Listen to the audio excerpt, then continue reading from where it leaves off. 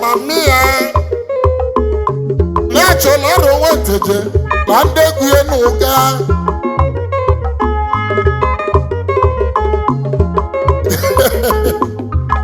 Ice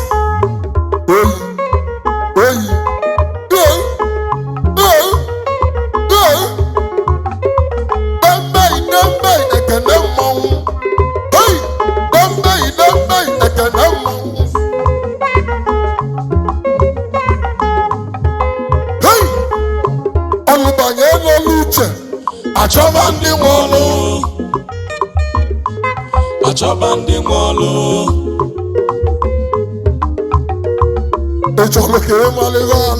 ịchọrọ ka ịmalite n'alụ onye lalụ ulebule benya pawa dị n'ọnụ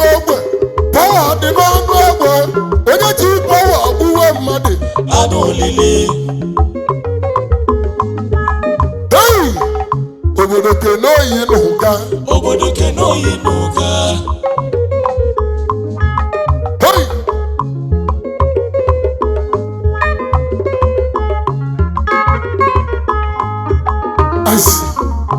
unu n'ezi anya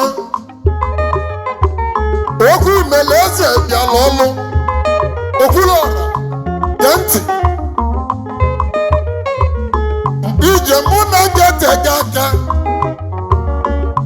ma mgbe anyị na-ebido ọrụ a ọtụtụ ucheli na anyị ga-ana n'iyi onye ma na okeme Iro concept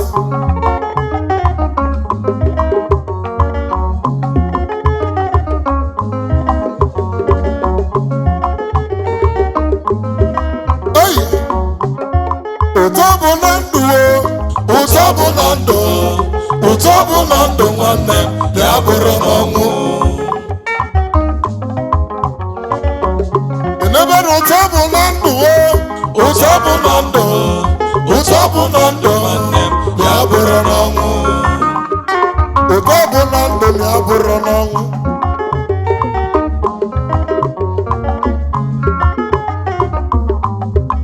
ice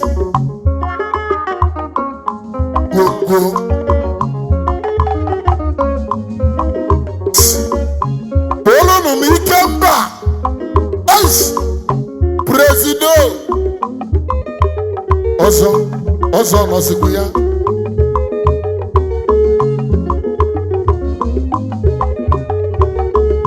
ikemba ndị Igbo siri ike osi ibe abanye ekene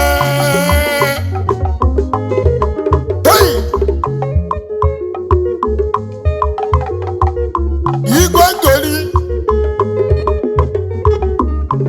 eze ngoli nọrọ ivite ekwuchigo ebe na mụ na gị dị na mma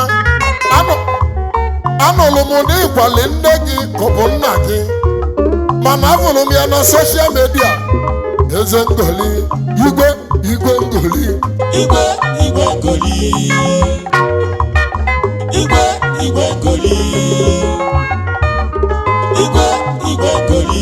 eze ngoli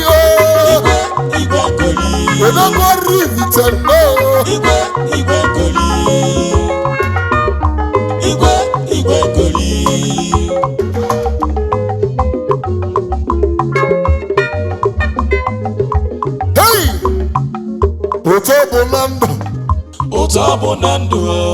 ụtọ bụ na ndụ nwanne ya bụrụ n'ọnwụ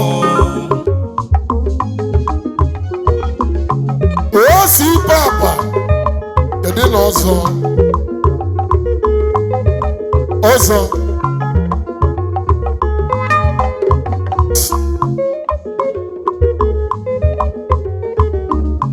achọrọ m ka m vụ ọzọ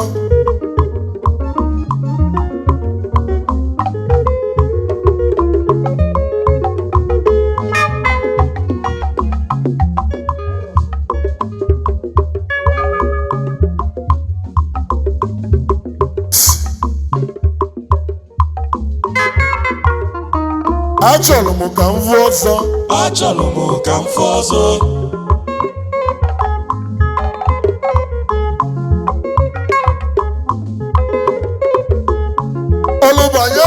uche. Achọba ndị nwe ọlụ. Today's furniture. Achọba ndị nwe ọlụ.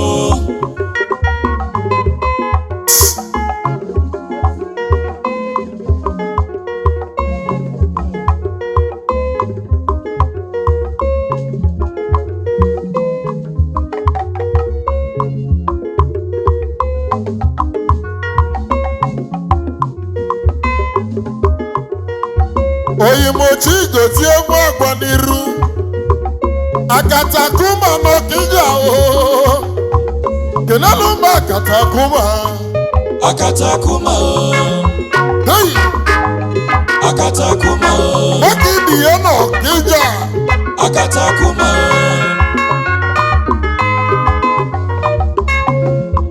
Hey! Hey! Okwu meleze. Okwu meleze. Ọga. Ọga ndị Igbo siri ike. Ice. Ịma na afụlụ gị n'anya. Evans Chukwuka dibịa Izunna wee mesị. Gekwe ntị, anyị ga-akwa papa, anyị ga-agba mbọ vụ n'ojele n'igwe. Hey! Papa ga-eje n'igwe. Papa ga-eje n'igwe. Hey! Maka na ije mụ na gị etega aka okwulu ọra. Gekwe ntị,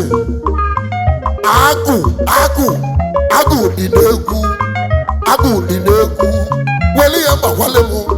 Wekweli ya mgbale mmanwụ n'egwu a. Olu banye n'olu uche. Achọba ndị nwe ọlụ. Achọba ndị nwe ọlụ. Hey! Ị chọrọ ka ị malite a na-alụ. Ị chọrọ ka ị malife a na-alụ. Onye lalụ lebule ekpenya. Ụtọ bụ na ndụ. Ụtọ bụ na ndụ. Ụtọ ndụ nwanne m. ya bụrụ n'ọnwụ. Hey! Ụtọ bụ na ndụ. Ụtọ ndụ ya bụrụ n'ọnwụ.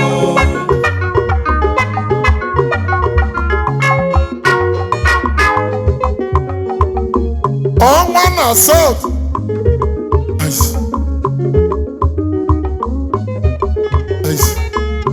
A na-ese mma agụ iyi n'ọgbụ. Iyi n'ọgbụ. Agụ iyi n'ọgbụ.